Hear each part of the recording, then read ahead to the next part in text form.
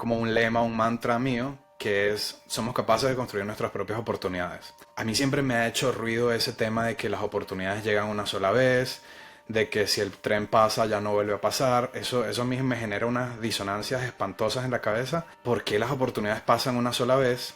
¿Por qué si el tren pasa no vuelve a pasar?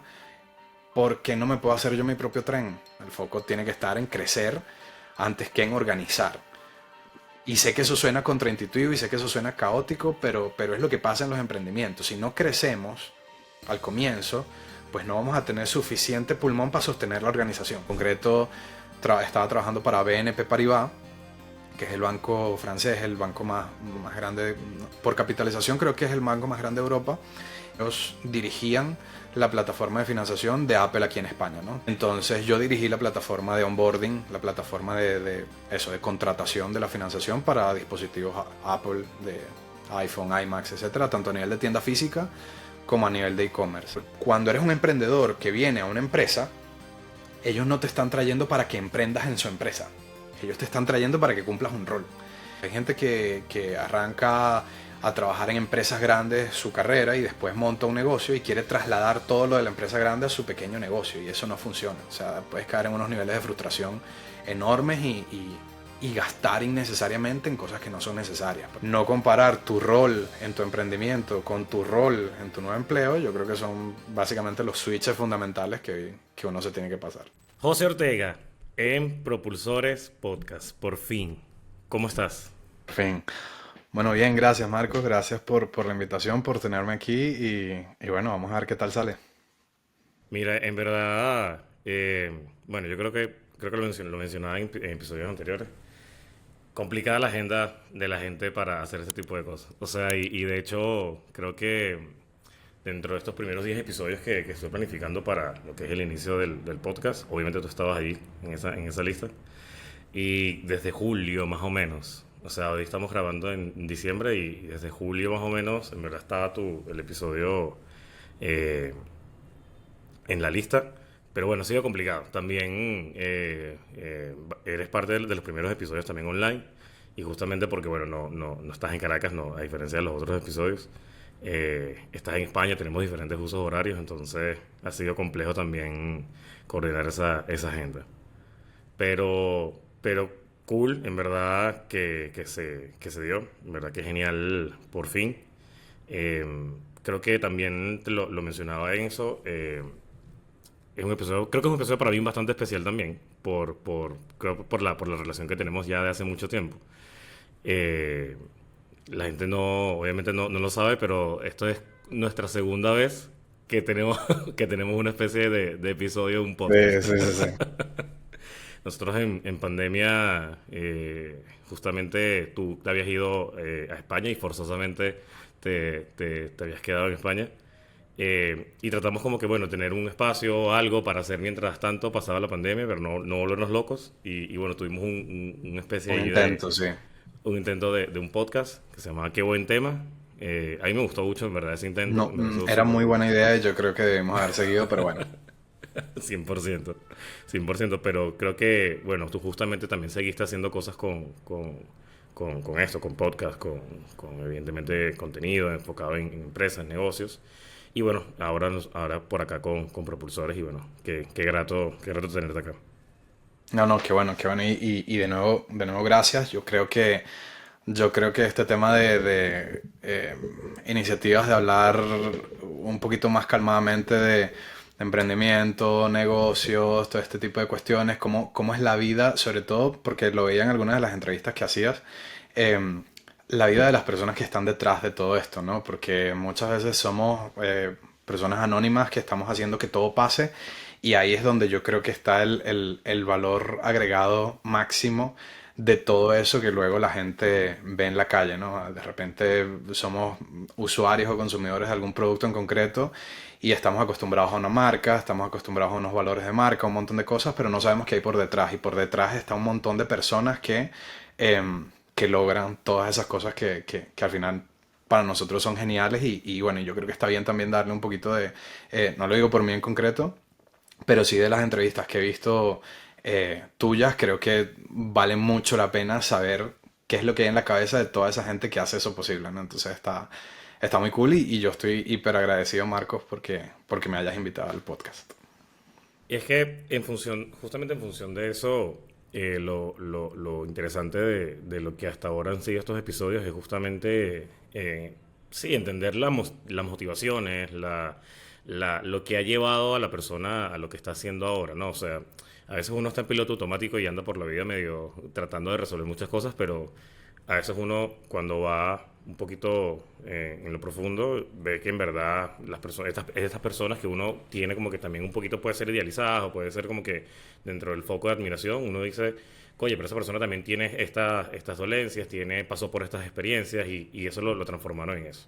Y que muchas veces Y nosotros no somos conscientes de, de muchas cosas que pasan justamente por estar en piloto automático, no las enumeramos, no las sumarizamos, no las racionalizamos y no somos conscientes de lo que somos capaces y de lo que hemos estado total. haciendo durante todos esos procesos. Y es lo que tú dices, muchas veces tenemos idealizado a una persona, o idealizado a una empresa, idealizado a una marca, pero bueno, es eso. O sea, ese ideal parte de experiencias reales, de personas reales que están por detrás, que están teniendo problemas en algunas cosas, problemas por otras cosas, y que al final, bueno, todo eso confluye en que de alguna u otra manera salen cosas increíbles y que la gente, eso, es importante siempre saberlo y que la gente esté clara de que esas cosas pasan y que esas personas son personas y que están ahí, pues. Es que justamente en eso, o sea, cuando tú lo piensas, y por lo menos en el caso particular tuyo, desde mi perspectiva, por ejemplo, siento que tú has tenido la, la, la, la historia del emprendedor de librito, ¿sabes? Que uno lo ve y dice, coño, qué cool todo esto que has hecho hasta el momento, ¿no? Y en verdad eso, o sea, por ejemplo, ya me contarás un poco sobre eso cuando estuviste en Venezuela y estuviste emprendiendo, justamente, que tuviste varias empresas. De hecho, pude trabajar en una contigo que fue UPA. Y en verdad eso, o sea, en ese momento también éramos un poco más jóvenes, pero sí veía que, claro, tu camino como emprendedor fue muy también ir probando e ir entendiendo, probando ideas, o sea, testeándolas, ver qué tal, cómo funcionaba, pero siempre con una metodología, ¿no? Tratabas de que tuviese una metodología que te sirviera a ti y a tus socios o a las personas que tenías en tu grupo, como que en verdad fuese algo que fuese medible, o sea, de que supieran qué están haciendo, de dónde encontrar rápido el foco, dónde hacer las mejoras. Y creo que eso es algo que a ti te ha caracterizado hasta el momento, que tú eres, en verdad, muy defensor de Agile, o sea, tú eres muy defensor de las metodologías ágiles, y es lo que precisamente hoy es como tu bandera de mercado, ¿no? Pero siempre lo has tenido, o sea, si bien te has instrumentalizado más, pero la realidad es que siempre ha estado en ti tener esa visión y esa forma de llevar los negocios, ¿no? Entonces, eh, eso, ¿cómo fue todo tu camino emprendiendo en Venezuela, UPA, las otras empresas que también tuviste? ¿Cómo fue todo eso? Y para hacer gala de lo que acabas de decir, vamos a enfocar un poquito la pregunta. ¿Por dónde te gustaría que empiece exactamente? Bueno, exacto. ¿Cómo iniciaste, o sea, cómo inicias tu proceso de emprender en Venezuela? O sea, ¿cuáles fueron las razones en verdad por detrás de eso para poder decir, ok, yo quiero tener un negocio propio, yo quiero empezar a tener una empresa? Perfecto, perfecto. Mira, yo siempre he tenido algo en la cabeza que lo sinteticé en el momento en que montamos UPA, que es como un lema, un mantra mío, que es, somos capaces de construir nuestras propias oportunidades. Entonces, ese pensamiento no tan racionalizado, creo que siempre lo he tenido. A mí siempre me ha hecho ruido ese tema de que las oportunidades llegan una sola vez, de que si el tren pasa ya no vuelve a pasar. Eso a mí me genera unas disonancias espantosas en la cabeza y básicamente el proceso de emprender en Venezuela, el proceso de montar un negocio en Venezuela, en mi caso particular, inicia con esa disonancia. Es decir, ¿por qué las oportunidades pasan una sola vez? ¿Por qué si el tren pasa no vuelve a pasar? ¿Por qué no me puedo hacer yo mi propio tren? Si yo quiero ir desde aquí hasta allá, ¿quién me está prohibiendo a mí comprar las piezas? O bueno, no es un tren, pero de repente me compro una patineta. Llego un poco más lento, pero llego también, ¿no? Entonces es eso. Siempre supe desde muy joven que quería tener mi propio negocio. Eso sí, siempre fue mi norte. Independientemente de lo que fuera. Creo que siempre tuve en la cabeza el hecho de tener un negocio propio. A mí me costaba mucho imaginarme trabajando para alguien durante mucho tiempo. No tengo problema o no he tenido problema nunca en trabajar para alguien, pero entiendo que para mí ese no era mi fin profesional, ¿sí? Yo en mi casa, mi papá ha trabajado en dos empresas en su vida, formalmente en términos de su carrera y todo eso. Eh, y en la última en la que está todavía trabajando, mi papá es joven, él tiene ya casi 30 años trabajando en esa empresa. Mi mamá estuvo casi 15 20 años trabajando en la empresa en la que ella estuvo. Entonces, sí tengo larga data de historia familiar como empleados y vi todo eso y siempre fui muy consciente de su proceso profesional. Y siempre pensé en que si bien estoy muy agradecido de cómo ha sido todo alrededor de sus trabajos y todo lo que nos ha permitido a nosotros crecer y todo eso, siempre supe que no quería eso para mí. Entonces, como te digo, ese tema de estar empleado, no tanto por temas de, qué sé yo, no quiero tener un jefe, quiero ser mi propio jefe, ese tipo de cosas no me mueven tanto, como sí el hecho de yo saber que soy capaz de hacer mis cosas, de que yo puedo ser responsable por lo que yo produzco y que además de eso soy capaz de agregar valor vendiendo, comercializando, ofreciendo lo que yo sé hacer, ¿no? Y creo que ha ido por ahí. Emprender en Venezuela es más sencillo que en otros sitios, pero el germen o la idea principal viene de ahí, de entender que no, no comulgo con ese tema de que las oportunidades son finitas y que las oportunidades te encuentran a ti. Y por otro lado, siempre supe que quería tener mi propio negocio. Entonces, esa configuración de cosas me llevó a mí a decir, yo puedo empezar algo. No sé qué voy a empezar, pero yo sé que puedo empezar algo. ¿Y cómo fueron esos primeros proyectos? O sea, estaban enfocados básicamente en qué. O sea, en ese momento tenías, o sea, voy a tratar de retroceder un poco en eso porque me hace mucho clic lo que dices. Esto es algo que lo he escuchado, capaz lo he escuchado incluso hasta de ti, no sé si, no recuerdo si de otras personas o en algún lado, sobre que, bueno, en verdad uno termina emprendiendo por necesidad o por pasión. Son como que dos de las variables más determinantes a la hora de emprender. Exacto, en este punto tú tenías de cierta forma una pasión por tener tus propias cosas, ¿no? Pero ¿cómo fueron esos primeros intentos? O sea, ¿en qué te enfocaste? ¿Y cómo fue ese proceso para decir, bueno, yo quiero empezar a hacer esto y voy a ver si puedo generar un negocio con esta idea? Más que yo quiero o tener una idea racionalizada de por qué lo iba a hacer, era nadie me está evitando hacerlo. O sea, siempre he tenido como mucha claridad en que a menos que haya alguien directamente y coercitivamente diciéndote no puedes hacer esto, no hay razón para que no lo hagas, ¿no? Entonces, insisto, sin tenerlo tan asentado, tan reposado, tan claro, la forma en la que yo actuaba era más o menos así. Entonces, esas primeras ideas vienen justamente de eso, ¿por qué no? Es decir, tú bien dijiste que hay normalmente, en otros casos hay otras miles de razones, pero normalmente vas por pasión o por necesidad. A mí no me faltó nada nunca, pero no me sobró nada nunca tampoco. Entonces, digamos, era una persona normal, o sea, siempre he sido una persona, mientras viví en Venezuela, una persona normal y corriente. Em, Eso, con unos padres trabajadores que siempre pusieron todo lo que nosotros necesitábamos enfrente de nosotros, cosa por la que siempre hay que estar muy agradecido, pero tampoco nos sobraba nada. Entonces, ese tema de la necesidad, en mi caso, no estaba. Y luego el tema de la pasión, yo tampoco tenía como un motivante inmediato por hacer lo que yo estaba haciendo en ese momento en términos de iniciativa de negocio, emprender o lo que sea. No era que yo estaba apasionado por mis primeros emprendimientos, sino que simplemente yo sabía que podía hacerlo y quería Ok. intentarlo, ¿por qué no? ¿Sí? Entonces es eso. Yo empecé desde muy temprano, o sea, si nos vamos a la historia personal, incluso pudiese decirse que en primaria tuve un primer conato de emprendimiento cuando estaba en quinto grado de primaria, algo así. Pero ya luego de eso, pasas colegio, pasas bachillerato, estoy en la universidad y ahí empiezan esos primeros procesos, ¿no? Yo siempre fui alguien bastante independiente, a mí nunca me gustó, de hecho, si le preguntas a mis padres igual, a mí nunca me gustó, por ejemplo, pedir dinero para hacer mis cosas, ¿sabes? Siempre he tratado de buscar la manera de yo autosostenerme en ese sentido.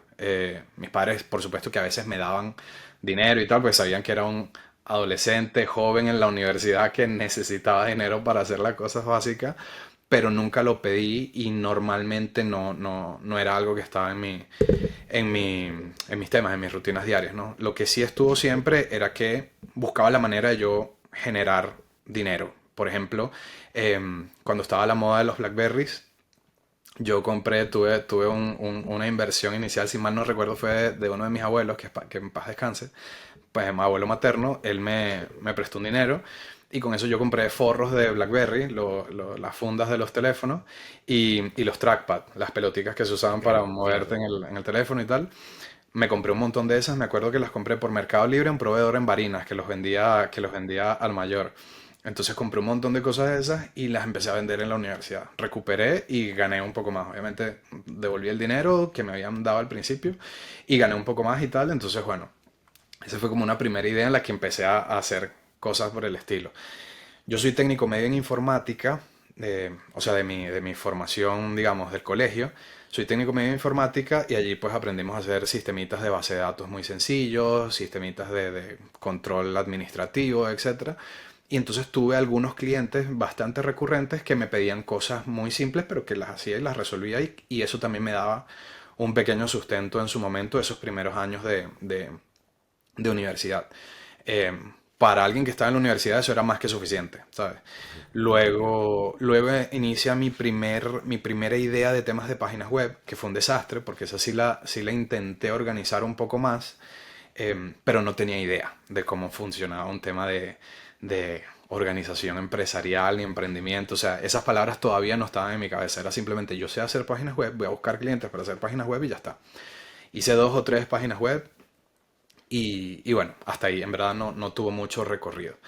Y luego de eso, pues bueno, empezaron ya los proyectos un poquito más decentes. Uno de ellos fue Tribuna Deportiva, que fue una página web de noticias de deporte que llegó a tener más de 12.000 visitas semanales, que ya incluso para ese tipo de medios chiquitos era bastante.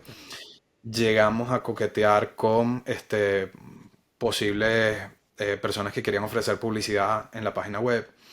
Llegué a tener a 15 personas trabajando para la página, entre ellas 13 personas que escribían noticias. En la página se publicaban 90 noticias semanales, que incluso para los medios de comunicación de deportes ya un poquito más establecidos eran números que estaban más o menos equiparados. Entonces se publicaban semanalmente 90 noticias aproximadamente en su último periodo. Tenía 2 personas que estaban una persona que estaba responsable de las redes sociales y luego de eso tenía una persona que estaba como encargada de que todo estuviera corriendo, ¿no? Yo era el responsable de la plataforma, yo era el responsable de coordinar a los equipos, etcétera, o que la gente publicara y las métricas y todo este asunto. Y esta persona era responsable de que las noticias salieran en los temas que tenían que salir cuando tuviesen que salir. Vamos a llamarlo un editor, que no quiero darle demasiada formalidad porque tampoco era tan formal, pero era una estructura que se estaba formando y era un proyecto que estaba corriendo y que estaba corriendo bastante bien. Sin embargo, ese proyecto terminó de forma traumática porque vinieron las primeras protestas, no, perdón, porque ya habíamos pasado 2014. Vinieron las protestas de 2017. Eh, y allí, pues bueno, la mayoría de la gente que estaba escribiendo noticias para la página eran estudiantes universitarios y tal, entonces ahí decidieron como, mira, mi foco va a estar en terminar mis estudios e irme, ya no voy a escribir más. Unos chicos directamente se fueron del país, inmediato, 2, 3 meses después, un mes después de iniciadas las protestas. Entonces ahí poco a poco fue mermando la actividad de la plataforma. Entonces ahí yo no supe, digamos, gestionarlo, no supe manejar ese proceso medio traumático en el que tienes una diáspora a nivel local en, Claro. en- en el proyecto, ¿no? Entonces, y bueno, ya luego viene UPA, que si quieres luego entramos directamente en ese punto. Pero en términos de iniciativas emprendedoras en Venezuela, viene por ahí. El racional de soy capaz de construir mis propias oportunidades, el racional de No hay nadie que me evite hacerlo. Lo voy a hacer porque puedo, porque quiero y porque me gusta. Y a partir de ahí, coquetear con distintas ideas. Desde el tema de hacer ventas retail de temas de teléfonos hasta páginas web administrativas, luego una plataforma de noticias deportivas. O sea, vi muchas cosas antes de empezar a consolidar un proyecto, sí. Antes, sí, es justo, porque exacto, como que a nivel, digamos, en una línea de tiempo, en teoría viene después UPA, que fue, digamos, uno de los proyectos como que más grandes que tuviste, o sea, era una empresa ya formalizada, ya tenías procesos, ya tenías gente contratada. Eh, pero sí, sí quería como que allí, porque bueno, justamente en esa época fue cuando nos conocimos, y tú antes de empezar el episodio estábamos hablando como que algunas reflexiones de lo que has venido haciendo, ¿no? Eh, claro, en esa época también tú estuviste muy relacionado con este mundo de emprendedores también en Caracas sobre todo. Un tema más de networking, estaba el tema del Impact Hub, que también tuviste oficina allí, o sea, compartiste con todo este grupo. Y tú, claro, tú me estabas contando al inicio de todo esto que tú has cambiado también un poquito el switch de ese tema, o sea, de cómo quizás en una etapa, en cierta etapa para los emprendedores sí es necesario como que el tema de exposición pública, o sea, es tener relaciones públicas con gente aquí, gente allá, eventos, lo que sea, pero después quizás con cierto grado de madurez te das cuenta que también hay otra perspectiva del lado emprendedor. O sea, y antes de llegar a UPA, o sea, sí quiero preguntarte allí, o sea, en ese momento tú eras consciente de que eso era necesario, o sea, incluso lo veías como que sí, necesito relacionarme con más personas para poder hacer que mi negocio sea más visible o para lo que yo hago sea mucho más visible, conocer gente que capaz pueda ser mis clientes el día de mañana. Eh, o sea, ¿cómo era tu raciocinio en relación a eso en esa época? Sabía que era importante, sabía que era muy importante, pero me parecía que no era lo suficientemente eficiente y me generaba mucho ruido no conocer otras maneras, porque no tenía idea. A ver, es algo así como, mira, hay personas que se dedican solamente a temas de relaciones públicas, a temas de mercadeo, a temas de marca, a temas de publicidad, etcétera, y pues les va muy bien.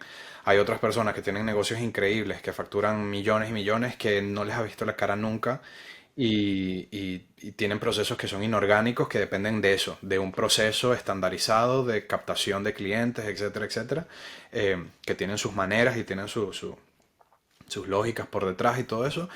Pero yo eso no lo sabía en su momento, ¿no? Entonces, en Venezuela en particular, el tema emprendedor funciona más o menos de este estilo. Yo no quiero valorarlo en el sentido de si es bueno o si es malo, pero funciona muy así. Funciona mucho de las redes, funciona mucho del networking, funciona mucho de participar, conocer, recomendar, etcétera, etcétera. Y para mí en ese momento, sobre todo cuando tú quieres escalar un negocio que está empezando, eh, es complicado. Al principio es muy, muy complicado. Entonces, a mí lo que siempre me pasó por la cabeza tiene que haber otra manera. Es decir, tiene que haber otra forma en la que este proceso tan, eh, digamos, demandante de generar relaciones, de participar, de estar, de ir a eventos, etcétera, que insisto, no es malo, es simplemente una forma. Eh, Tiene que haber una manera alternativa en la que podamos sistematizarlo un poco más, en la que de repente haces una inversión un poquito más alta al comienzo, pero que te garantiza una atracción en la medida en que vas engrasando el proceso, pero yo no lo conocía. Entonces, es eso. Al comienzo, cuando monto mi primera empresa, cuando monto, vamos, iniciativas había tenido antes, pero empresa como tal es esta UPA. Y cuando la montamos al principio no tenía eso tan claro. Entonces nuestro esfuerzo mayor al principio estuvo en eso, en participar en 800 eventos, en organizar muchos eventos, en tratar de aparecer donde más pudiésemos aparecer. Y si notamos cómo eso iba teniendo sus resultados, pero eran resultados tan discretos en su momento que siempre se me generó esta duda de debe haber maneras alternativas de trabajar estas cosas, ¿no? Entonces bueno, va por ahí. Ahí me hiciste recordar una anécdota que siempre hablábamos, que de hecho yo es un ejercicio que hago todavía, que es como que, bueno, no sé, veo algo en el día a día que tengo en el día a día, algo que tú usas en el día a día, digo, ¿quién es el dueño de esto? Que no sabes quién es, pero que Literal, es literal. millonario, triple millonario y Y tiene yo su siempre negocio. lo he dicho, me encantan los negocios de bolsas de papel con las que llevas el pan en la panadería, ¿sabes? No tengo idea de quién las produce, no tengo idea de dónde las compra, no tengo idea de dónde las fabrica, pero ese señor o esa señora son unos genios. O sea, si tú logras posicionar tu empresa y ser el proveedor de el 50% de las panaderías de una ciudad, pues bueno, estás listo y perfecto. O sea, ese tipo de negocios silenciosos a mí honestamente me encantan. No por un tema de que no me guste aparecer o no me guste estar, etcétera, sino porque creo que son más eficientes. O sea, me parece que el aprovechamiento del tiempo y el retorno de la inversión respecto al esfuerzo que hace es mucho más alto en negocios que funcionan bajo estructuras y sistemas más organizados que, que por temas un poquito más relacionales, que siempre son un poco más subjetivos, que dependes de otro millón de cosas más, ¿no? Es que son como negocios puros y duros, ¿sabes? Que no, o sea, capaz no usen ella, el capaz no usen nada de estas metodologías, simplemente es balance general. Puede ser, sí, sí, sí. En el caso, bueno, justamente que lo mencionabas, ¿no? UPA. Eh, ¿cómo inició UPA? Sí, ¿y qué representó UPA para ti? O sea, en Sí, verdad mira, ya era una sociedad que tenías UPA bueno, de todo por ahí. UPA fue, digamos, la primera empresa que hasta el momento nos enseñó o me enseñó a mí en particular un montón de cosas que llega un momento yo creo que correcto eh, para mí. Nosotros estábamos trabajando, cuando digo nosotros me refiero a mi socio y yo en ese momento. Nosotros estábamos trabajando en la misma empresa, era una empresa de desarrollo de tecnología y pues bueno, vimos cosas dentro de esas empresas en términos del producto, más que del negocio, del producto, que nosotros considerábamos que las podíamos hacer mejor o al menos igual.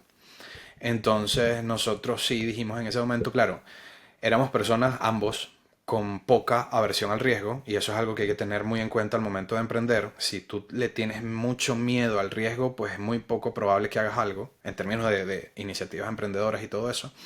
Em, pero eso, éramos personas con muy poca aversión al riesgo y que además teníamos una red de apoyo, que eso también es importante mencionarlo. Si bien yo decía al principio que a nosotros no nos sobraba nada, pero tampoco nos faltaba nada, eso entre líneas lo que te está diciendo es que tampoco tienes demasiada, digamos, riesgo de montar algo que pueda salir mal porque precisamente tienes esa red de apoyo que está por detrás sosteniéndote, en este caso nuestros padres cuando estábamos empezando. Entonces al menos eso, ¿no? Entonces, em, sabíamos que lo podíamos hacer, sabíamos que lo podíamos hacer igual o mejor, teníamos el apoyo de nuestras familias en ese momento y dijimos, ¿por qué no? Entonces, diciembre de 2017, nosotros dijimos, vamos a hacerlo, ¿no? En enero del siguiente año, en enero de 2018, bueno, empezamos en verdad a operar desde el mismo diciembre de 2017 y en enero de 2018 ya estábamos gestionando temas con clientes, etcétera, etcétera. Entonces eso, ahí es donde comienza eso, básicamente, y ahí se empiezan ya digamos, a sumarizar o a racionalizar todas esas cosas que te decía antes. Eh, lo voy a hacer porque sé que puedo, lo voy a hacer porque no hay nadie parándome diciéndome que no lo puedo hacer, lo voy a hacer porque sé que ese producto en concreto o ese servicio en concreto lo puedo ofrecer al menos igual o incluso mejor y básicamente porque no, ¿sí? Entonces eso. Y sigue estando muy alineado con mi ideal de tener mi propio negocio, que siempre fue mi objetivo. Entonces eso, así comienza más o menos UPA. Traducción para quienes no lo conozcan. UPA es el acrónimo de unos panas ahí. Íbamos en el carro de mi socio conversando de cuál podía ser el nombre y al final después de la conversación salió eso. Lo redujimos a UPA y a partir de allí empezó un camino bien bonito en el que, bueno, pasamos por altos, pasamos por bajos, estuvimos asustados porque no íbamos a llegar a pagar la nómina, felices porque teníamos suficiente como para, qué sé yo, como para tener caja durante los próximos 4 meses, así no llegara ningún cliente. Felices porque estábamos teniendo alianzas muy buenas con gente que nos echó una mano infinita en los momentos en los que nos necesitábamos, felices porque contratamos a una cantidad alta de personas para poder cubrir la operación del negocio, felices porque lanzamos un producto propio. Es decir, tristes porque ese producto propio murió en el momento de la pandemia. Entonces, eso, o sea, ahí pasaron un millón de cosas que te enseñan en qué consiste, básicamente, asumir la responsabilidad de una iniciativa, ¿no? Entonces, no solamente la parte feliz en la que facturas, en donde tú dices al cliente, aquí está la factura, págame, y un momento después está el dinero en la cuenta de la empresa. Ese momento, por supuesto, que es agradable las primeras veces que pasa, ya luego te acostumbras y lo que quieres es que eso crezca. Pero también están momentos complicados y tristes en los que dices, no he vendido nada este mes y no estoy seguro de si llego al mes que viene para pagar la nómina de en su momento 25 personas. No tengo en este momento a la persona que se encargue de estas cosas, lo tengo que hacer yo y además me tengo que dividir para hacer otro millón de cosas más, ¿no? El cliente me está pidiendo, qué sé yo, X, Y, Z funcionalidades nuevas. Entonces cuando te pones a sumar todo eso y estás en la cabeza del socio, que era nuestro caso, pues te das cuenta de que eres tú el responsable de que todo eso salga. Y no obstante, tratar con personas, que nunca es sencillo. Cuando tienes que contratar a una persona es súper agradable porque, bueno, porque es un perfil que viene con todo el ánimo del mundo, porque tú estás emocionado porque esa persona te va a ayudar muchísimo a crecer el negocio y porque de repente lo ves creciendo o la ves creciendo dentro de la empresa, eh, incrementando su valor como profesional, pero también en algún momento te toca desvincular a alguien, te toca decirle a alguien, mira, te tenemos que dejar ir por X o Y, Z razón. Y ese momento también es súper complicado. Yo creo que pasar por esas experiencias te enseña muchísimo, te da una perspectiva enorme en otro montón de cosas y bueno, yo creo que eso es muy valioso. O sea, el tema de esas iniciativas es muy valioso. No sé si te contesté la pregunta, pero eso, así inicia UPA y eso es más o menos lo que te da, lo que me dio a mí UPA en su momento. No, pero, en esencia quería profundizar en eso y diste evidentemente toda la perspectiva al respecto, ¿no? Pero, exacto, después de UPA, entiendo que UPA, después de un tiempo, creo que estuvieron 5 años operando, más o menos, eh, 5 años cierra. justamente. UPA después de eso cierra, o sea, termina sus operaciones.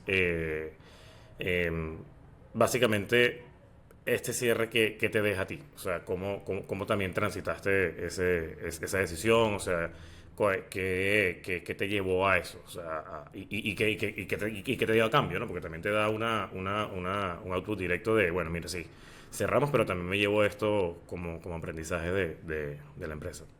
Ese es también otro de los momentos complicados. En el momento en que mm, vienen pasando cosas y llega un momento en el que dices, llegamos al punto en que tenemos que cerrar. O sea, tomar esa Ujú. decisión tampoco es tan sencillo, porque muchas veces son cosas que van pasando en el camino, que van pasando en el camino y no te das cuenta cómo llegan. Ok. Eso es lo normal en muchas otras actividades o muchas otras cosas, ¿no? Pero de cerrar una empresa es una decisión que se toma en un momento. Y entonces, y tienes que ser consciente, o sea, eso no es que pasó de repente, ay, ¿cómo llegamos hasta aquí? No, no. O sea, en el momento en que tomas esa decisión ya sabes cómo llegaste hasta ahí, ¿no? Y eso es muy complicado. Cupa Sierra en su momento, yo diría que mm, por ponerlo en palabras muy resumidas, falta de pericia, falta de experiencia o falta digamos, de conocimiento duro, formal en términos de negocio para la gestión de algunos procesos clave, ¿sí? Eh, entonces eso fue derivando en cosas dentro de la empresa que se están transformando en cuellos de botella, que se estaban transformando en conflictos de operación, etcétera, etcétera, en términos de producto y tal, que son problemas que yo diría, después de haber visto otro millón de cosas, que las empresas más grandes, con más experiencia, con más experticia, no tienen. Son ese tipo de problemas que la experiencia te resuelve, ¿vale?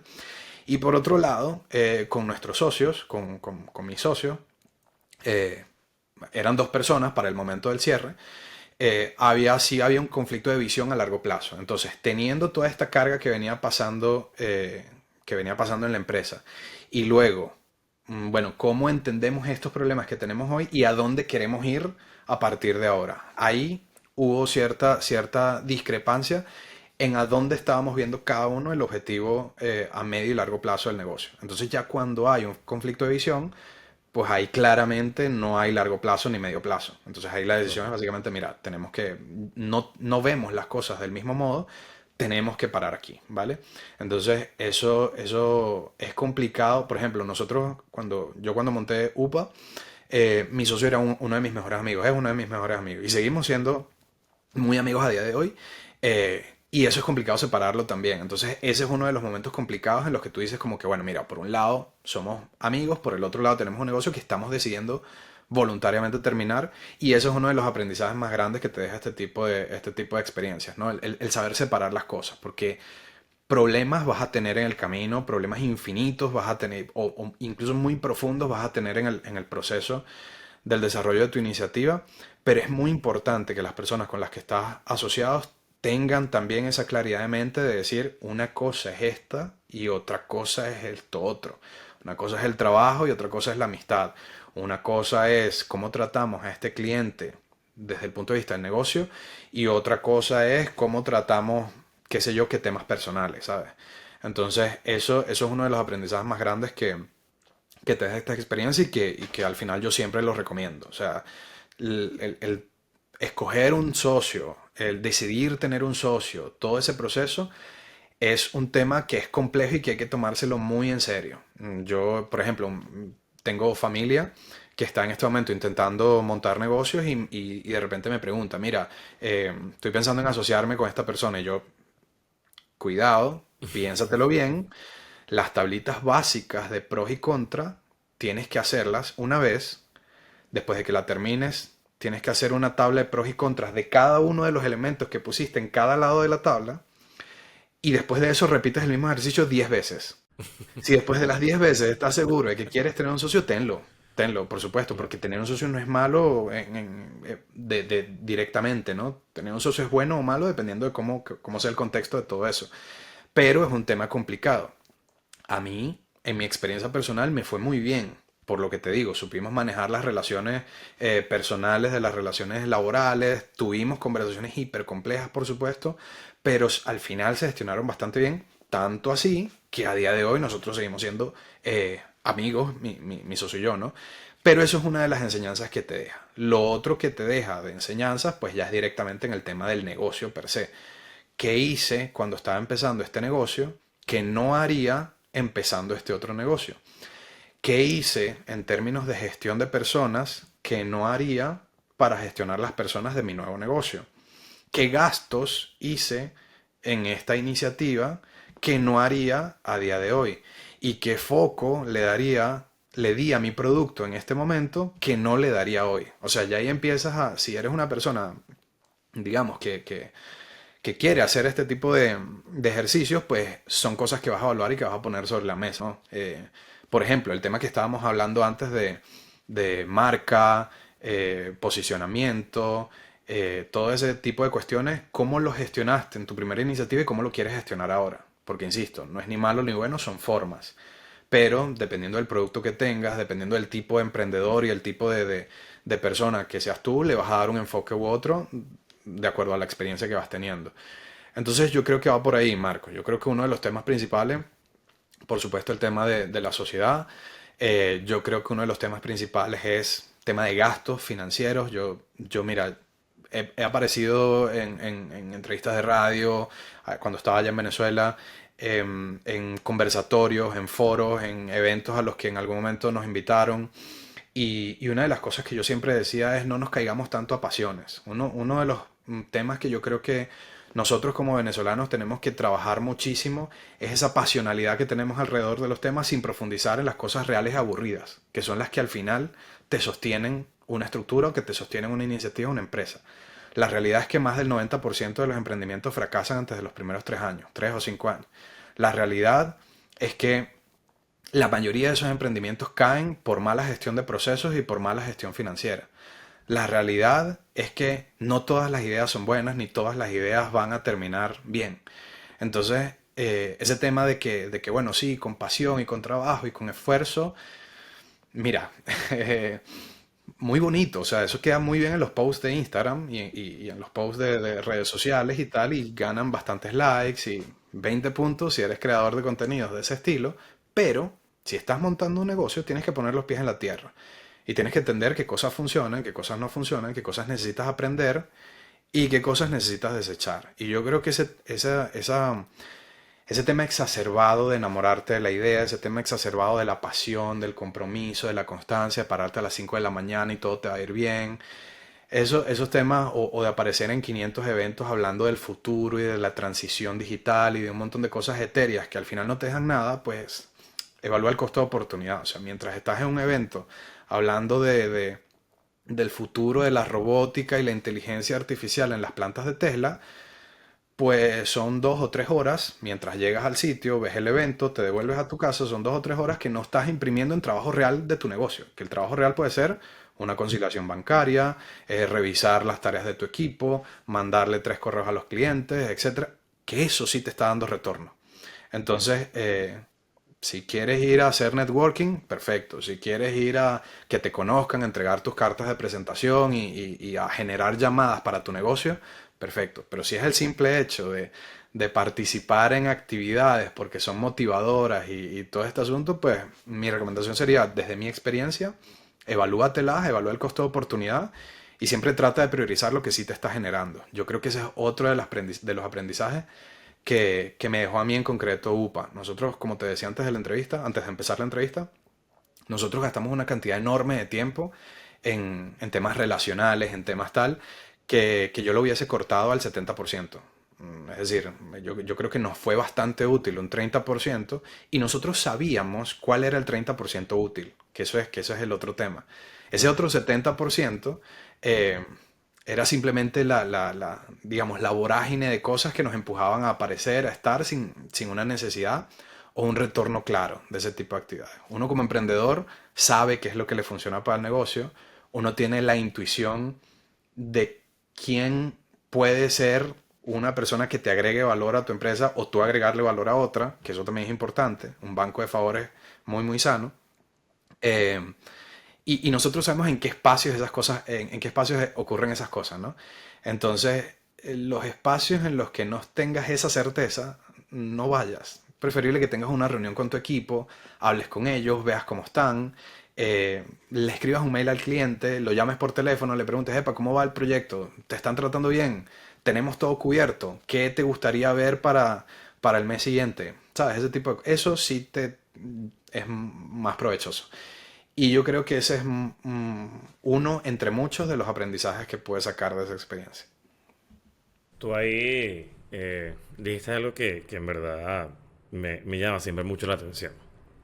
Y no lo había entendido, o a ver, no lo había relacionado a incluso este episodio contigo hasta hace unos días, que estaba como que ya preparándome para hablar contigo. Y creo que lo escuchaba, no sé si en un podcast también de emprendimiento por allí, eh, de esa, digamos, dualidad del emprendedor con respecto a la cifra que tú dijiste. O sea, si el 90% de los emprendimientos fracasan a los 3 años, ¿cómo es esa dualidad del emprendedor que, aún sabiendo eso, considera que su empresa no va a ser la que va a fracasar? O sea, exacto, yo quiero como que también desde tu perspectiva, ¿no? O sea, cómo tú lidiabas con ese hecho. Porque yo sé que tú también eres un tipo de persona que tiene esa información bien presente, de que a veces capaz no puede que te afecte en un punto como que, bueno, lo piensas y requemas en algunos casos. Pero exacto, ¿cómo lidias con eso? O sea, ¿cómo lidiaste con eso justamente en UPA? O sea, porque llevaron 5 años justamente de Mm. operación donde eso estuvo presente. Claro, y hay que tener en cuenta, Marco, que no todo el mundo lo sabe. O sea, Ok.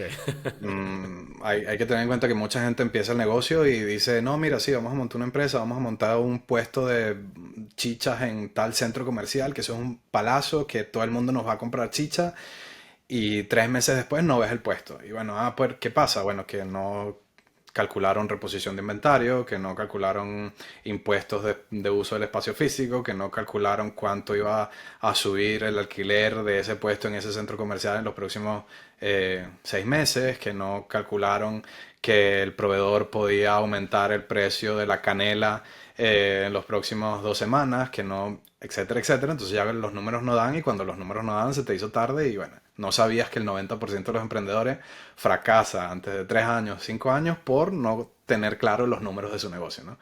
Entonces, entre otras cosas. Entonces, eso es lo primero que hay que tener claro, que esa información, a menos que seas un paranoico de esas cosas, mi caso, normalmente no buscas porque el emprendedor también busca abstraerse de ese tipo de cosas, ¿no?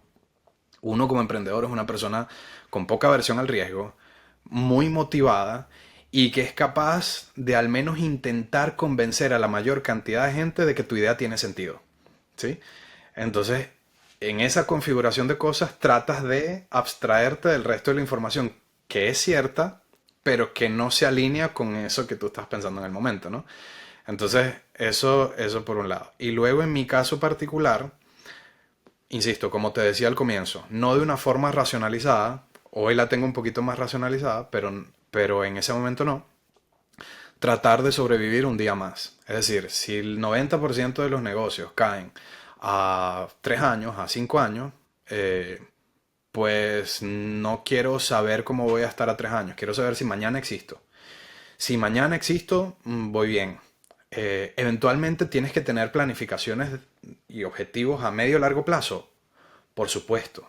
De hecho, esos planes son los que te van a decir si es sostenible tu actividad o no.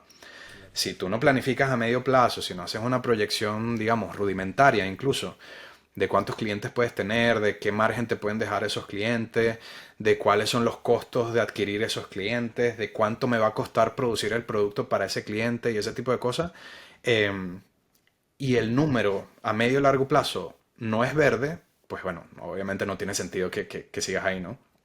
Al menos lo intentes. Entonces eso, entendiendo que necesitas planificaciones a medio y largo plazo, las preocupaciones reales tienen que estar en mañana. Si como emprendedor, ojo, cuando ya tienes una empresa mucho más grande, mucho más establecida, pues bueno, ahí los números se mueven de una forma completamente distinta.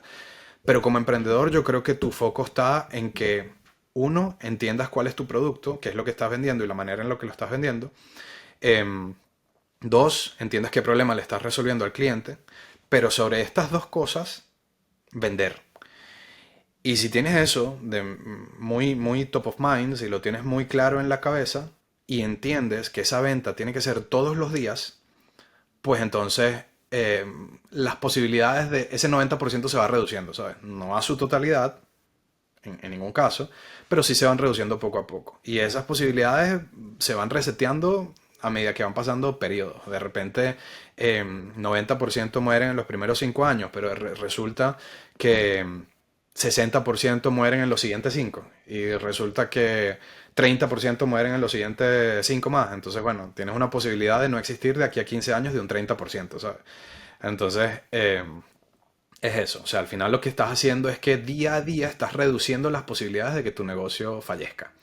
Entonces, eso yo creo que es la manera en la que yo he tratado de lidiar con eso de una forma bastante, digamos, intuitiva con UPA y de una forma un poquito más racional a día de hoy. Entiendo el producto que vendo, por qué lo vendo y qué problema resuelvo. Entiendo por qué mi cliente compraría ese producto y sobre todo eso intento vender todos los días. Si en ese proceso de venta diario, pues logro un retorno relevante, pues bueno, sé que al día siguiente voy a estar vivo. Y eso es lo importante cuando estás en esta etapa. Genial. Genial y creo que es de mucho valor, o sea, verlo también desde ese punto, ¿no? O sea, sobre el que está gerenciando el negocio, o sea, entender qué framework o cómo funciona su cabeza en función de cómo hacerlo, ¿no? A mí lo que me parece interesante es que, o sea, llegado a este punto, muchos creerían como que, bueno, pero ajá, ¿qué más? ¿Qué más has hecho? O sea, o qué más ha pasado en tu vida hasta este punto, ¿no? Porque en verdad suena mucho y en verdad es mucho, o sea, tomándolo en cuenta todo lo que ha pasado. Eh, pero bueno, en verdad creo que también fuiste o eres una de las personas que casualmente el COVID también le dio un giro 180 grados a su vida. Y que no estaba para nada, o sea, tú ser una persona que te gusta como que tener todo medianamente quizás no racional 100% estructurado, pero sí buscas como que darle sentido y orden a las cosas. Bueno, el COVID en verdad te cambió los planes, o sea, de muchas maneras u otras, ¿no? Eh, de hecho, exacto, tú ahora empiezas un camino profesional incluso bastante interesante de una industria que yo no la veía venir incluso, que te dedicaras ahora a esta industria, pero que exacto, que es consecuencia de todo, ¿no? O sea, de lo que aprendiste emprendiendo y teniendo tu propio negocio, gestionando equipos, obviamente también dándole mucho foco al tema de Agile, que es algo que también vamos a hablar más adelante, pero exacto, o sea el COVID te llevó a hoy ser básicamente una persona, yo analizo incluso, o sea, en verdad seguimos siendo amigos, seguimos siendo conocidos, pero en verdad has cambiado bastante tu camino a lo que estás haciendo hoy. Pero en verdad aquí sí quiero que lo vayamos como que viendo, o sea, como que no tan a detalle, pero sí que me cuentes qué ha pasado, o sea, qué pasó desde el COVID hasta acá y qué empezaste o qué terminaste haciendo hasta ahora, ¿no? A nivel profesional. Mira, el cuento del COVID empieza desde antes. En 2019 en Venezuela nosotros tuvimos un apagón que duró bastantes días y eso yo creo que todavía las personas que lo vivimos todavía como que no hablamos demasiado o no lo Exacto. tenemos tan en la cabeza el impacto que tuvo eso en mucha gente de muchas maneras, ¿no? Eso es un cuento que yo siempre he hecho a las personas que me preguntan, sobre todo hoy donde vivo, yo vivo en España, y cuando hablo con mucha gente que me pregunta de los temas de allá y todo eso, entramos en detalle. Por supuesto, esto no es una conversación que tienes todos los días con alguien porque no viene al caso, pero cuando te preguntan, pues tú, si la conversación cabe, te abres un poco y cuentas el asunto, ¿no? Entonces, algo que yo siempre comento en esos escenarios es que mi socio y yo fuimos a la oficina de UPA en su momento, en días de apagón, y estábamos sentados encima de los escritorios y decíamos como, tenemos una empresa de tecnología en un país en donde no hay luz.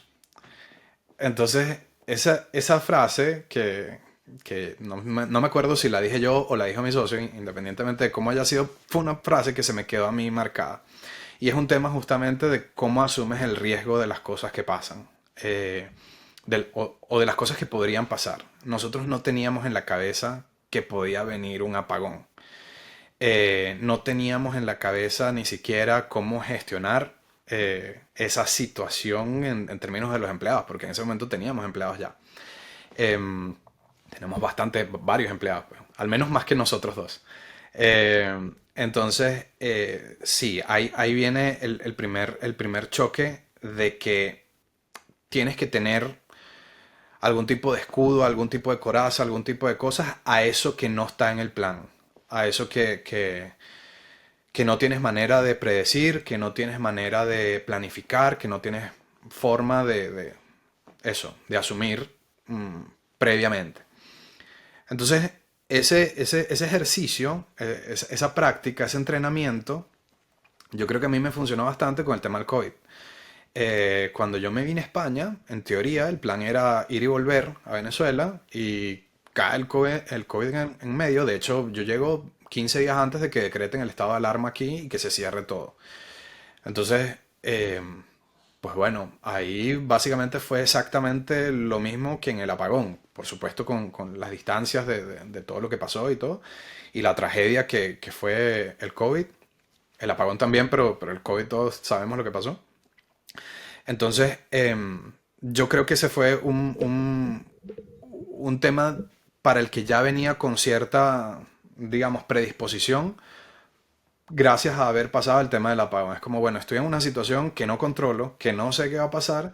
De lo único que me tengo que preocupar es de lo que puedo resolver ya mismo. No sé si me voy a regresar a Venezuela. No sé si UPA, si la empresa se va a sostener en este tema de trabajo remoto todo el tiempo. Honestamente no sé absolutamente nada de eso. Lo que sé es que tengo un cliente que está hoy, que los muchachos se pueden conectar a teletrabajar y que podemos empezar a hacer reuniones. Y con mis socios el proceso de decisión fue muy rápido. Fue eso, mira, estamos todos en la casa, vamos a poner reuniones, vamos a hacer esto y vamos a tratar de ir sobrellevando esto. Y ya está. Entonces, si bien tú dices que bueno, no sé, como soy yo, temas de planificación, etcétera, etcétera, pues bueno, siempre trato de tener en cuenta que no sé exactamente todo lo que va a pasar en todo momento y eso lo tienes que asumir. O sea, y eso no solamente en temas de trabajo, eso también en temas de tu vida. Pues cuando, digamos, pierdes un familiar, que yo menos mal no he tenido esa situación, un familiar muy cercano, eh, pues también sabes que eso es una cosa que no vas a planificar, a no ser que sea muy evidente, personas mayores, lo que sea, pero bueno, es eso, tienes que saber sobreponerte, tienes que saber estar presente en el momento en el que estás y decir con qué cuento hoy y qué puedo hacer con eso que cuento. Insisto, mismo racional del 90% que fracasa. ¿Qué hago para mañana estar vivo? ¿Sabes? A nivel de negocio en este caso. Entonces, con el COVID fue exactamente lo mismo. ¿Qué hago para que el negocio siga rodando lo más normal que se pueda rodar mañana? Obviamente, ahí tuvimos un tema con una plataforma propia que teníamos, con UPA Tickets, que UPA Tickets era una plataforma de venta de entradas por internet. Quienes hayan ido a ver stand-up comedy en Pispa entre 2018, 2019 por ahí, posiblemente compró entradas para esos stand-up en UPA Tickets. Entonces, ese era un producto de nosotros que era una plataforma para eventos presenciales. Y en COVID no había eventos, durante la pandemia no había eventos presenciales. Entonces nosotros intentamos darle forma o reestructurar el producto, mejorar la experiencia de usuario, etcétera, pensando que podíamos esperar hasta que pasara todo el tema. Intentamos hacer incluso algunos experimentos para una plataforma de eventos online. Estuvimos incluso intentando levantar capital para mantener la iniciativa a flote y al final todo eso no funcionó. Y a uno de nuestros productos que estaba yendo muy bien, teníamos 9 meses en operación y ya el producto pagaba sus costos, pagaba sus deudas, estaba break-even, en ese producto lo tuvimos que cerrar. O sea, tuvimos que decir, mira, no vamos a seguir porque tenemos clientes de software que nos están pagando y estamos usando los recursos de tiempo del equipo en una plataforma en la que la incertidumbre de seguir es excesivamente alta. Entonces es como, no vamos a seguir quemando dinero ahí, vamos a cerrar eso, por mucho que nos encante, vamos a cerrar eso y nos vamos a enfocarnos en el desarrollo de software a los clientes que ya tenemos y ya está, y vamos a tratar de conseguir más clientes y listo. Entonces, eso, o sea, básicamente el tema de la pandemia fue cómo sigo sobreviviendo un día más. Total. No, y en verdad, recuerdo esa época. En esa época justamente empezamos como que a testear el tema del podcast, de qué buen tema, y siempre hablábamos de eso, de lo complejo que iba a ser todo de ahí en adelante.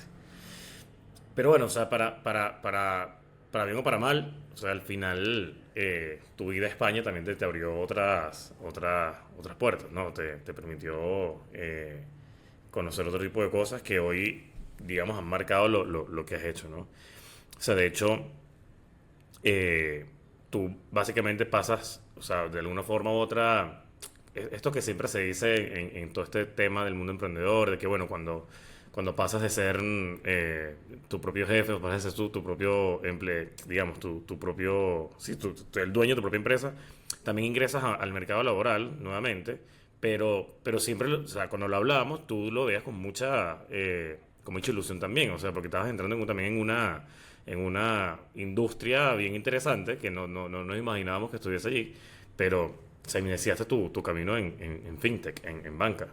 Y a mí me parece impresionante también todo el recorrido que has llevado hasta ahí, ¿no? Pero exacto, ¿cómo inicias tú? ¿Cómo empieza ese punto de que ahora sé que tú sigues emprendiendo y eso creo que lo vamos a dejar ya para el final del episodio, pero, o sea, te metiste en una de las industrias más importantes de Europa, básicamente, y has sacado un montón de experiencia allí y de cosas que hoy por hoy están marcando lo que haces, ¿no? Sí, sí, sí. En concreto estoy trabajando en banca. Entonces, ¿qué pasa? Es lo que te decía al comienzo de la entrevista. Yo no tengo problemas con estar empleado, solo que prefiero no estar empleado. Entonces, en ese sentido, cuando migré acá a España, pues bueno, temas obvios migratorios, temas regulatorios, temas de ingresos acá, etcétera, etcétera, pues yo decido como que, mira, necesito sentarme acá, este es el sitio en el que parece que me voy a quedar, entonces necesito operar de otras maneras, ¿no? Estaba casado ya y eso también tiene un peso importante, entonces es como, mira, vamos a sentar las cosas acá, yo sé que yo voy a montar un negocio eventualmente, lo haga dentro de un mes o lo haga dentro de 15 años, ese no es mi conflicto. El conflicto en este momento es los temas normales de cualquier persona que migra, ¿no? Entonces, en ese momento se me dio esa oportunidad de trabajar en esta industria tan importante, que de hecho el proceso de decisión era como que, bueno, mientras tengo UPA, me voy a buscar un trabajo que me permita compaginar, que no sea tan demandante, o me busco algo que tenga que ver con lo que yo hago, ¿no? Menos mal me fui por algo que tuviese que ver con lo que yo hacía.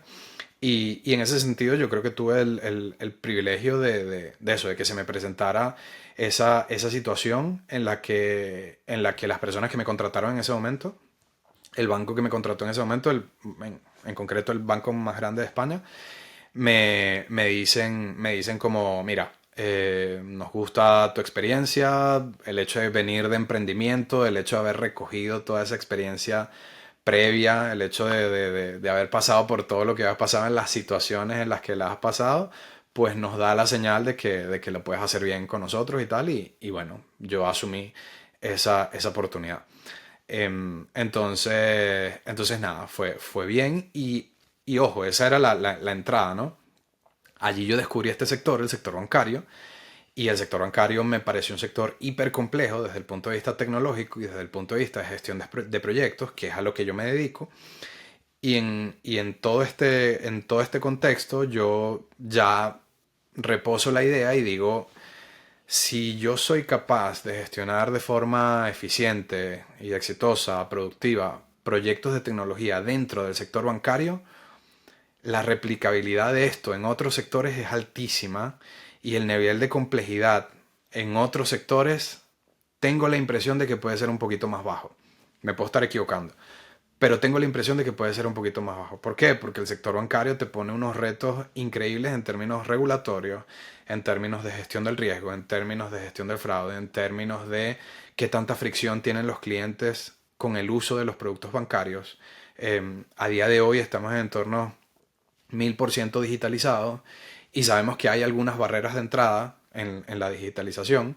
Entonces, eso, si logramos que toda esa configuración de cosas, experiencia de usuario, riesgo, fraude, seguridad, regulación, cumplimiento, etcétera, etcétera, etcétera, si logramos gestionar proyectos que salgan bien en este contexto, pues ya cuando nos vayamos migrando de sector, pues entonces lo que hacemos es quitar las cosas que no aplican aquí y el proceso es bastante transparente, ¿no? Bastante, no voy a decir sencillo, pero sí un poco más llevadero.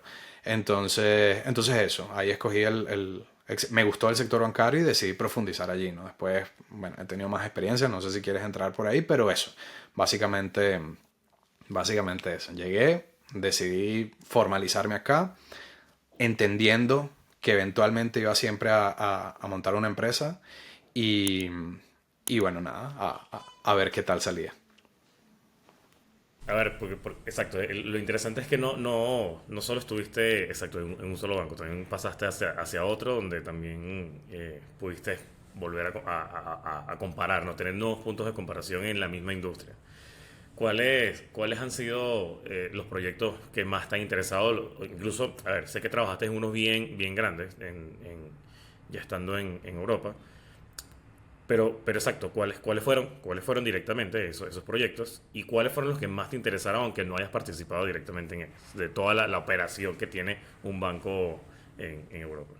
Sí, mira, o sea, entender que la banca también tiene un montón de aplicaciones, sectores, etcétera, que se dedican a 800 millones de cosas distintas. No es lo mismo la banca de inversión que la banca retail, no es lo mismo la financiación hipotecaria que la financiación al consumo, no es lo mismo, o sea, hay un montón de cosas allí que están implícitas, ¿no? Entendiendo que existen esas diferencias y entendiendo que los retos tecnológicos son diferentes en cada uno de esos sectores, pues bueno, no he tenido la oportunidad de ver más allá de los que he visto, pero de los que he visto, hay un par que me han interesado mucho. Hay uno que me ha interesado muchísimo, que es el tema de la financiación.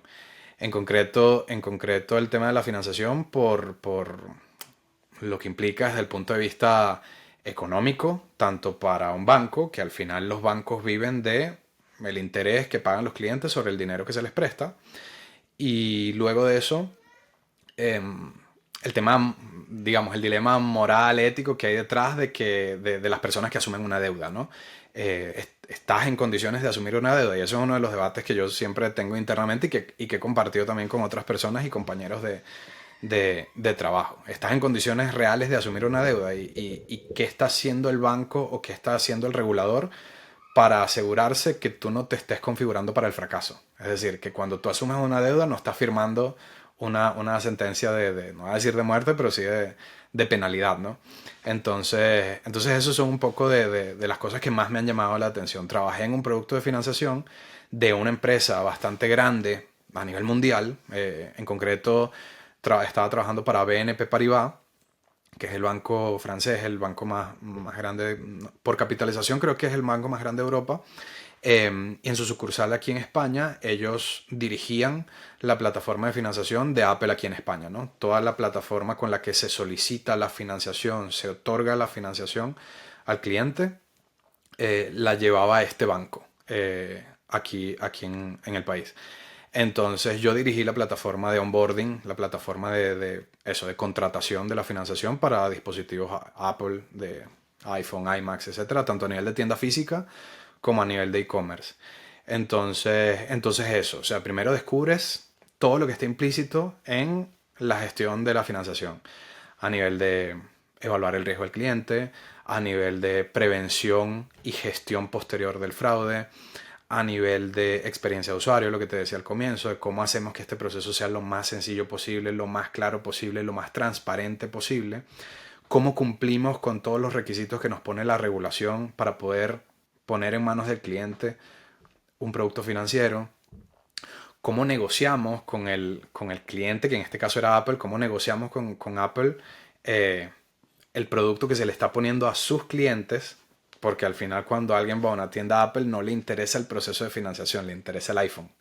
Entonces, ¿cómo hacemos para que este proceso sea lo más correcto posible desde el punto de vista de lo que requiere el banco y lo más correcto posible para el cliente que lo está poniendo enfrente de sus clientes? Entonces, es un proceso bien bonito, es un proceso bien complejo, y que requiere de eso, de mucho trabajo, mucho esfuerzo, y es para contestar directamente la pregunta, ese es el que más me ha llamado la atención en este momento. He trabajado en procesos técnicos más profundos de repente autenticación bancaria, he trabajado en temas de canales digitales, canales asistidos, etcétera, de gestión qué sé yo, plataformas de gestión de solicitudes de clientes y tal. Pero digamos, el que más me ha marcado ha sido este de procesos de financiación para esta marca importante, pues. Allí, increíble, en verdad. Recuerdo cuando lo hablamos por primera vez, yo dije, increíble. Qué genial, qué Sí, genial sí, que sí. estás allí, ¿sabes? Qué genial que llegaste hasta ese punto y que todo te ha llevado en función de eso, ¿no? De seguir abriendo espacios en otras industrias donde capaz nunca imaginábamos que pudiésemos estar. Y al final, Ya, Marco, el tema de la industria, para cerrar la idea, al final el tema de la industria tiene sus propios retos. Por supuesto, como te decía, el sector bancario tiene una cantidad de retos incalculables, pero la operación de esos retos también tiene sus propias complejidades. Por ejemplo, en el tema tecnológico, em, tener que gestionar el desarrollo de plataformas con tus equipos locales del banco, tener que gestionarlos con, eh, digamos, Central, la BNP Central, que hacía como una supervisión de todos los procedimientos de implementación y que se cumpliera con todas las normativas que tenía el acuerdo con la empresa. El tema de tener que gestionar a los equipos tecnológicos digamos, el paso a paso tecnológico con los equipos de Apple en este caso, que eran personas que estaban localizadas en los Estados Unidos, en Inglaterra, en la India, con usos horarios diferentes, todos igual de importantes y todos igual de urgentes. Y te estoy hablando solamente de la parte tecnológica. No estamos entrando en temas de cumplimientos, en temas de revisión de impacto regulatorio, no estamos viendo temas de experiencia de usuario. Si de repente viene Banco de España y nos pedía X cosa que afectaba la experiencia o la usabilidad de la plataforma, ¿cómo hacemos para gestionar eso? Y en paralelo tienes también que gestionar otro montón de cosas más. Entonces yo creo que eso es de lo más, digamos, de las cosas a las que más le he sacado aprendizaje eh, de esa experiencia. Tanto el nivel de complejidad que tiene el producto per se, el nivel de complejidad que tiene la industria y luego yéndonos aguas abajo, todo lo que está implícito en ese proceso. Yo ahí como para cerrar ese punto, yo quería preguntarte el contraste. O sea, ¿cómo fue para ti o cómo ha sido para ti habiendo pasado por estos dos bancos, estructuras gigantes, procesos muy definidos en cierta medida? eh, o sea, ¿cómo es ese contraste de tú haber emprendido, tener una empresa, una startup y llegar ahora a una estructura como esta, ¿no? O sea, para ti, ¿cómo fue ese choque? O sea, digo choque por decir cualquier palabra, pero no necesariamente tuvo que haber sido algo traumático o algo, digamos, que te impacte tanto, pero sí me imagino que tuvo que haber sido para ti también como que una revelación o algo que tú dices, wow, que esto no sabía que capaz era de esta manera, ¿no? ¿Cómo Es fue un y cuáles fueron tus choque, sí. conclusiones de eso? Es un choque y es rarísimo. O sea, porque Okay. básicamente vienes de ser, como dice mi papá siempre, cabeza de ratón a cola de león, ¿no? Entonces, obviamente, cuando tienes un emprendimiento, tú diriges todo, vas haciendo las cosas según te vas imaginando que se pueden hacer. Tienes algún tipo de formación, experiencia, etcétera, que te ayuda a gestionar de la manera que puedas las cosas que tienes en ese pequeño ecosistema que tú estás desarrollando, pero cuando te vas a una empresa grande, tienes otros procedimientos que ya están hechos, tienes maneras que ya funcionan, en las que por más iniciativas o cosas que tú tengas, normalmente te puedes encontrar con una pared, tipo, mira, eso no funciona aquí y no pierdas tu tiempo porque no va a funcionar nunca de esa manera, ¿vale? Haz las cosas como están, tenemos estipulados que funcionen y ya está. Por supuesto que la mayoría de empresas, digamos, grandes, tienen sus procesos de mejora continua y hay apertura a nuevas prácticas, etcétera, etcétera, pero son procesos mucho más lentos, son procesos que requieren de la coordinación paralela de un millón de personas, bueno, digo un millón de personas exagerado, pero de muchísimas personas. Entonces sí hay un choque en el que tú dices, ok, yo traigo mis cosas, mi carga profesional, mi carga de experiencias y mi carga de expectativas, y eso ahora tengo que aprender a regularlo con la realidad de este monstruo que tengo acá. Tengo que entender cuál es mi rol aquí adentro. Tengo que entender para qué me trajeron. Tengo que entender cuál es la expectativa que tienen ellos de mí en función de lo que yo dije que sabía. ¿Sí? Entonces, eso yo creo que es el primer proceso que uno cuando hace estos cambios de estructura tan grandes tiene que tratar de hacer, ¿sabes? No, de repente no desbocarse a hacer cuestiones que nadie te está pidiendo, tampoco caer en la inacción, pero sí empezar a poner los pies sobre la tierra, ¿no? Porque em, cuando eres un emprendedor que viene a una empresa, ellos no te están trayendo para que emprendas en su empresa. Ellos te están trayendo para que cumplas un rol. Entonces, a no ser que en la descripción de cargo diga, quiero que emprendas aquí. Pero si ese no es el caso, tú estás yendo por unas razones concretas, ¿sabes? Y eso no, digamos, no caer en ese punto como que, bueno, voy a hacer lo mínimo posible o solo lo que me están pidiendo y tal, a ponerte en una posición por debajo, porque al final ellos te entrevistaron, tú contestaste unas preguntas y ellos vieron un valor en ti. Entonces lo que quieren es que ese valor que vieron en ti, pues tú lo maximices ahí adentro, ¿sí? Entonces, si tú te reconoces en ese valor que ellos vieron, pues entonces aporta lo más que puedas dentro de la estructura. Y ya está. Entonces es como, mira, la estructura funciona así, tiene estos puntos de mejora, por supuesto, vamos a trabajar en esos puntos de mejora y vamos a operar las cosas que se tienen que operar de la manera que se tienen que operar. Entonces, es básicamente eso. El choque está en asumir que hay cosas que ya existen a las que tú te tienes que adaptar. Cuando tú tienes tu emprendimiento, tú dices, bueno, quiero desde mañana que esto se haga de esta manera.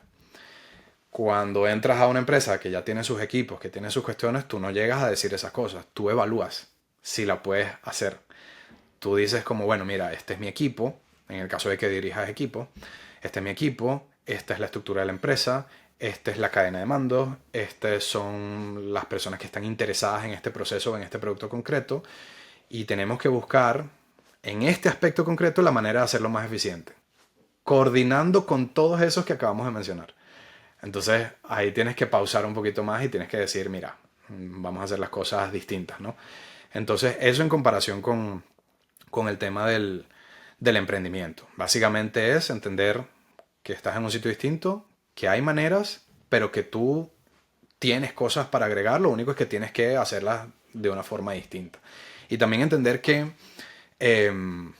por ejemplo, no son cosas comparables. Hay gente que arranca a trabajar en empresas grandes su carrera y después monta un negocio y quiere trasladar todo lo de la empresa grande a su pequeño negocio y eso no funciona. O sea, puedes caer en unos niveles de frustración enormes y gastar innecesariamente en cosas que no son necesarias. Por ejemplo, qué sé yo, herramientas para gestión del trabajo o un CRM, un ERP, unas cosas hipercomplejas. Tienes soluciones por $7 al mes que de repente te resuelven el 5% de las cosas que resolvías antes, pero ¿qué es lo que necesitas en este momento?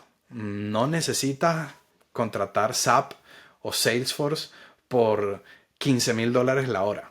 No lo necesitas de verdad. Entonces, eso, tratar de ajustar la medida de las cosas según su contexto, ¿no? Entonces, eso, no comparar un emprendimiento con una organización enorme, no comparar tu rol en tu emprendimiento con tu rol en tu nuevo empleo, yo creo que son básicamente los switches fundamentales que uno se tiene que pasar.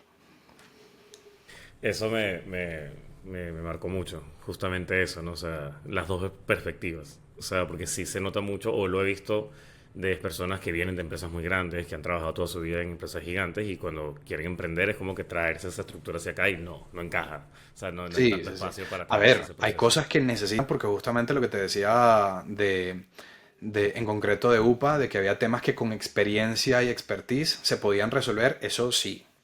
Pero tienes que saber ajustar hasta dónde, ¿sabes? Correcto. Porque eso, o sea, de repente no necesitas a alguien, un departamento de recursos humanos para hacer la selección de personal cuando tienes un empleado, ¿sabes?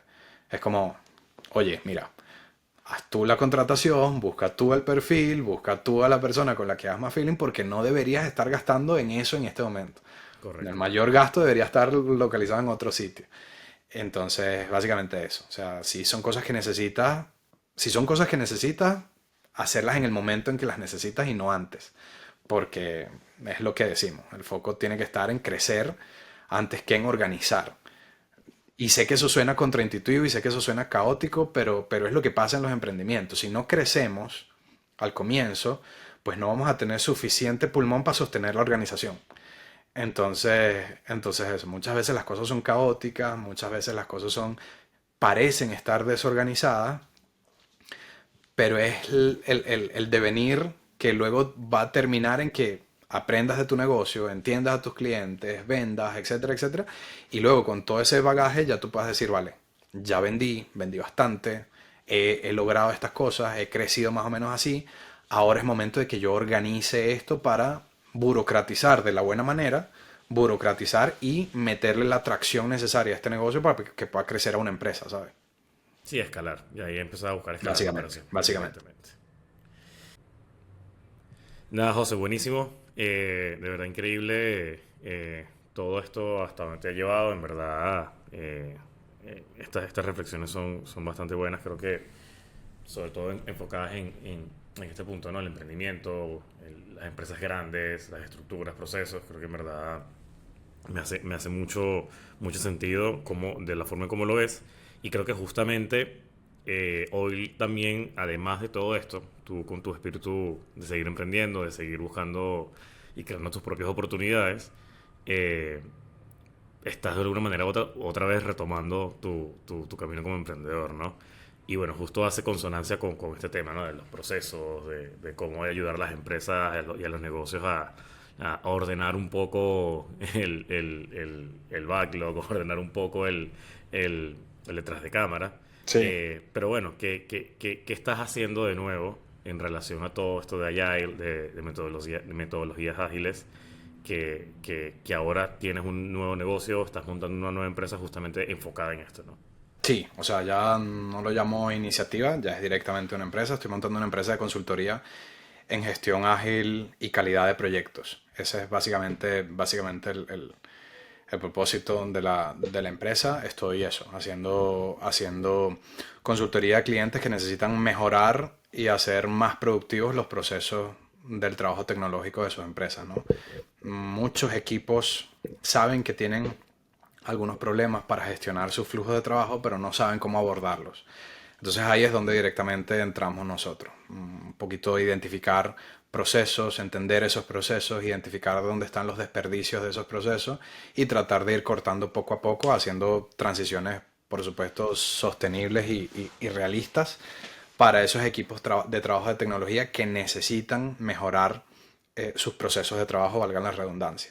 La idea es que incrementemos productividad, que incrementemos eficiencia, pero sobre todo que incrementemos calidad. En la medida en que tengamos más cuellos de botella, pues bueno, vamos a generar más retrasos. En la medida que tengamos más retrasos, pues bueno, por supuesto, esa dinámica nos va a llevar a trabajar de manera descoordinada, desorganizada, un poco forzada, lo que hace que la calidad del producto desmejore. Entonces, justamente lo que queremos hacer es eso. Queremos entender el proceso del cliente, queremos ver dónde están los fallos de ese proceso del cliente, utilizando metodologías ágiles y esquemas de gestión de proyectos, entender dónde están esos fallos y tratar poco a poco de corregirlos para que el equipo pueda hacer esa transición de un trabajo, digamos, poco productivo a un trabajo más productivo respecto al punto de partida. Entonces ahí es donde estamos a día de hoy. Ya hemos tenido mucha experiencia, las personas que estamos involucradas en esto hemos tenido muchísima experiencia haciendo esto en el mercado emprendedor, en el mercado corporativo y ahora estamos tratando de trasladarlo a los clientes. Básicamente es eso. Entonces, a mí me encanta porque yo creo que al final deriva en lo que siempre quise hacer, que es tener mi negocio en el área en la que yo considero que puedo aportar mucho más. Entonces, es el área tecnológica, es el área de procesos tecnológicos y es el área de gestión de proyectos. Entonces, eso yo creo que a mí particularmente me llena muchísimo, pero me llena mucho más el hecho de saber que podemos ayudar a personas a que vendan más y mejor. ¿Sí? Que al final ese es el objetivo de todos los negocios, vender la mayor cantidad de su producto, de su servicio posible y que lo hagan con unos flujos de trabajo que garanticen que ese puede ser el resultado. Entonces, ahí estamos, Marco. O sea, yo estoy hiper emocionado. Hemos tenido clientes aquí en España, estamos teniendo clientes en Venezuela, estamos empezando a trabajar con gente en Latinoamérica sobre todo. Eh, pero eso, básicamente es procesos, procesos, más procesos y garantizar que esos procesos son eficientes. ¿Cómo se llama esta empresa? La empresa se llama Vipulso. Nos pueden encontrar en vipulso.com. Ahí básicamente es una página web muy sencilla, donde te explico quiénes somos, qué hacemos, por qué lo hacemos y agenda una llamada si quieres echarle un ojo a lo que tienes tú en tu negocio. Básicamente es eso.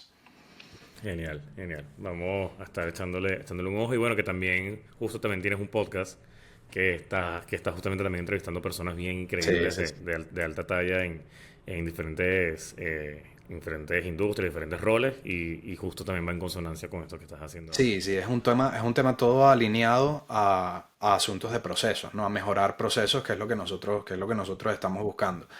Es decir, por un lado, yo le ofrezco a mis clientes un proceso de consultoría en el que ellos pueden, eso, entender su producto, entender los flujos con los que se desarrolla ese producto e identificar los puntos de mejora y corregir esos puntos de mejora. Y a partir de allí, pues bueno, tengo un podcast en el que entrevisto a gente de distintas industrias para entender un poco cómo funcionan los flujos de trabajo de cada una de estas industrias. Hemos hablado con gente de análisis de datos, hemos hablado con gente que trabaja en banca, hemos hablado con gente que se dedica a la agilidad, hemos hablado con gente que se dedica al diseño de productos, hemos hablado con gente que se dedica al growth hacking, hemos hablado con gente que se dedica a un montón de cosas y eso también es bastante interesante, ¿no? Entonces, al final para mí El podcast es una ventana bueno, más que una ventana, es una puerta a mi casa en la que yo invito a alguien y esa persona me cuenta cómo funciona su negocio. Y eso yo creo que hace mucho más rico el producto que nosotros ofrecemos. En la medida en que nosotros podamos tener esa perspectiva, ese contexto de distintos sitios, pues nosotros podemos establecer esas comparativas y esa lateralidad de cosas que nos permiten entender, bueno, esto funciona en esta industria, podemos intentar aplicarlo en esta otra, los esquemas de trabajo de este sector funcionan más o menos así, tienen estos resultados, podemos intentar hacerlo con este, y así sucesivamente. Si lo resumimos mucho, lo que estamos haciendo es un pequeño ecosistema muy focalizado y muy centrado en la optimización de procesos de trabajo, eh, para lograr justamente eso, que sin dogmatismo, sin casarnos directamente con una herramienta, pues simplemente seamos eso, un libro en blanco, una hoja en blanco en la que recibimos la información del cliente, la organizamos de las maneras que consideramos más eficientes y se las ponemos de vuelta en su mesa de tal manera que ellos puedan aprovechar todo ese potencial que ellos mismos tienen. Genial, genial. O sea, ya para ir cerrando, yo siempre hago algunas preguntitas finales más de compartir algunas cositas que son tapas fuera de esto, pero a ti particularmente sí te quería preguntar, y esto muy a modo de reflexión y capaz muy puntual, ¿qué mentalidad consideras que en estos tiempos deberíamos adquirir y qué mentalidad deberíamos totalmente desechar? Voy a empezar con la segunda. La mentalidad que deberíamos desechar es la... No sé qué nombre ponerlo, pero el no asumir la responsabilidad de las cosas que me pasan. Independientemente de cuál sea el contexto, de cuál sea el contexto social, político, etcétera, hay cosas que están fuera de mis manos y eso lo entiendo. Eso debo entenderlo, me refiero. Pero el 99,8% del resto de las cosas están en mis manos y son mi responsabilidad. Y muchas veces no lo asumimos porque no queremos asumirlo. Y yo creo que eso es uno de los principales temas que tenemos que sacarnos de la cabeza. Echarle la culpa a otros de las cosas que nos pasan, eso a mí me parece, o sea, me parece cero productivo y creo que te está ayudando nada de cara a tu, a tu desarrollo personal, familiar, profesional, lo que sea. Entonces, asumir las riendas de lo que te pasa en su totalidad, creo que es lo contrario a eso y creo que te va a ayudar muchísimo más que lo otro. ¿Y qué mentalidad tenemos que tomar en estos días? Pues, bueno, incluso en temas personales, pero yo creo que en términos de iniciativas de emprendimiento, de negocios, etcétera, eh, dentro de la acepción positiva, eh, la paranoia. Cuando digo paranoia me refiero a estar hiperconsciente o a hiperinformado de la mayoría de las cosas que están pasando a tu alrededor. Cuando estás montando un negocio tienes que ver a la competencia, tienes que ver bien tus precios, tienes que ver bien a las personas que estás contratando, tienes que imaginarte cuáles son los posibles escenarios de las cosas que pueden pasar en los próximos 3, 6, 10 meses. Entonces, por supuesto que no somos máquinas, por supuesto que no todo eso nos va a ser útil en un momento concreto, ir poco a poco haciendo lo que tenemos que hacer, pero sí tratar de estar imaginándote siempre cómo puede ser el peor escenario. Otro de los temas y yo sé que mucha gente trata de evitarlo en esta misma onda de siempre mente positiva y todo el asunto, pero yo creo que mucha gente también cae en puntos negativos justamente por no imaginarse los peores escenarios. Y cuando digo esto, no lo digo en un tema de estar siempre en un contexto fatalista. Al contrario, lo que quiero decir es, imagínate cuál es la peor consecuencia que puede tener alguna acción concreta, de tal manera que tú puedas calcular si quieres asumir ese riesgo o no.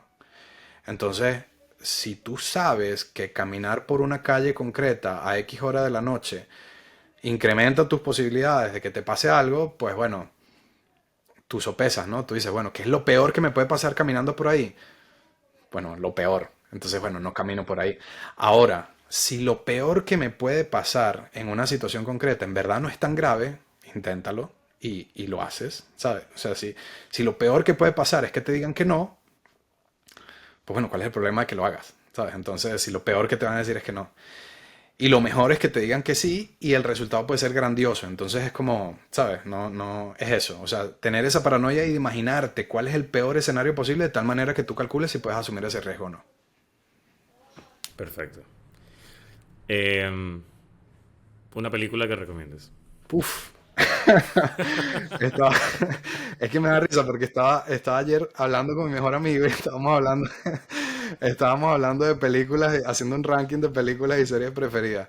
Mira, te puedo decir de las dos porque es que hay cosas que Válido, o sea, válido, temas válido, de válido. series y películas y cosas de esas me las disfruto mucho. Una de mis películas preferidas es Medianoche en París. Yo soy medio bohemio con todos esos temas y tal, música, ese tipo de cosas y tal. Entonces, Medianoche en París a mí me leo mucho también. Entonces, esa película me gusta mucho. Inglourious Basterds, de la de Tarantino, está, mira, Increíble. Medianoche en París no está en mi top 5, pero Inglourious Basterds me la puedo estar poniendo entre el uno y el 2. Entonces, eso, si no han visto Inglourious Basterds o Bastardos sin Gloria, que creo que la mayoría de la gente la ha visto, véanla y presten atención al personaje del coronel Landa, que lo hace Christopher Waltz, que eso me parece una genialidad increíble de personaje y en verdad es una muy buena película. En cuanto a series, em, yo soy hiper fan de The Office. Eso sí es algo que, Increíble. mira, mm, me parece otra joya de serie. Por supuesto es una serie mainstream y todo lo que sea, que mucha gente también piensa que es una genialidad, pero yo perdí la cuenta. De hecho, mi esposa siempre me reclama porque perdimos la cuenta de las veces que yo he visto The Office y ahorita la estoy volviendo a ver. Entonces es como, sí, o sea, entre The Office, Doctor House también me gustó muchísimo, pero en mi top sin duda está The Office en temas de serie. Es la mejor. Yo también estoy súper seguro que es la mejor. Bueno, José, en verdad, un millón de gracias. Disfruté demasiado el episodio. En verdad lo esperábamos con ansias que pudiésemos poder concretar esta charla. Como siempre digo, creo que no cabe duda de que cada vez que alguien viene para acá, para el episodio, para el podcast, la gente entiende por qué sin duda alguna eres un propulsor y porque has impactado en la vida de personas, por lo menos en la mía ha sido así. Y bueno, que en verdad estoy seguro que muchas personas también piensan lo mismo de lo que haces, de lo que has venido haciendo y bueno, de todo lo que siempre te estás inventando por ahí. No, yo hiper agradecido, Marco. O sea, más bien me halaga mucho que digas esas cosas y que eso, es que si yo he tenido la oportunidad de hacer algo que alguien considere bueno, pues yo me considero satisfecho, ¿no? Y sobre todo en temas de negocio, cuando tú lo que estás buscando es satisfacer las necesidades del cliente que tienes, entonces en términos personales es exactamente lo mismo. Si tú te rodeas de gente buena y eres capaz de agregarles así sea un 1%, pues yo me considero hiper feliz en ese sentido. Y bueno, y te agradezco por el espacio. Yo también me disfruté muchísimo la entrevista y estoy seguro de que Propulsores va a ir directo a la luna. Así será, así será. José, mil gracias. Gracias a ti, Marco. Nos vemos.